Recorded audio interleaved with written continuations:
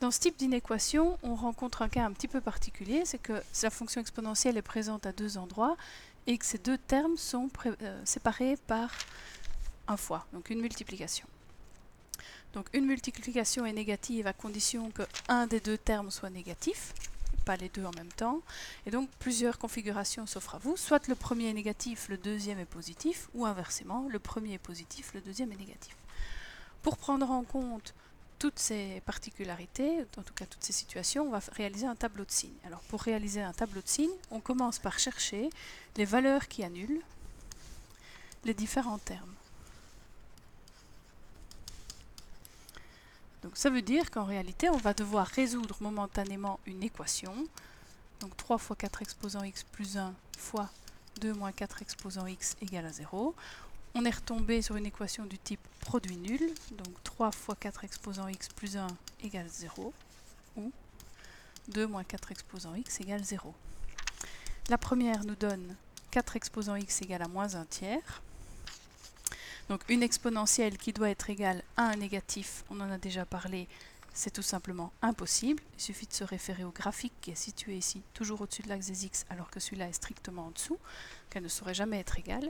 Et d'autre part, on a que 2 est égal à 4 exposant x.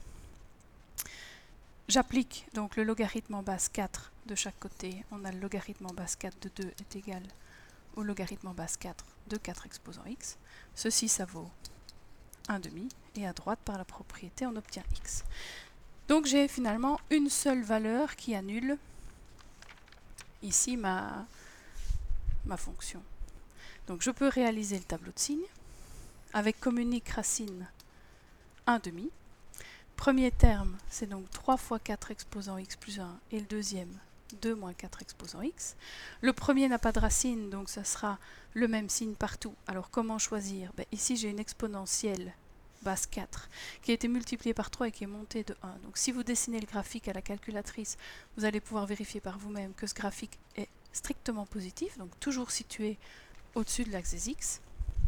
Et le deuxième, donc s'annule en 1,5. 2 moins 4 exposant x, si vous la représentez sur la calculatrice, ça va être une fonction exponentielle mais décroissante, puisqu'elle a subi donc une symétrie d'axe x. Donc si elle est décroissante et qu'elle s'annule en 1,5, c'est qu'elle est d'abord positive et puis négative.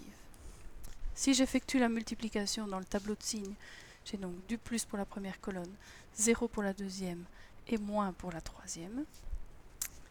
Et mon inéquation de départ, maintenant je peux y revenir, nécessitait de prendre toutes les valeurs strictement plus petites que 0, donc je ne peux prendre que les valeurs de x correspondant à toutes celles qui se trouvent au-delà de 1,5. 1,5 non compris. Il n'y avait toujours pas de condition d'existence puisque j'avais affaire à des fonctions exponentielles sans particularité quelconque.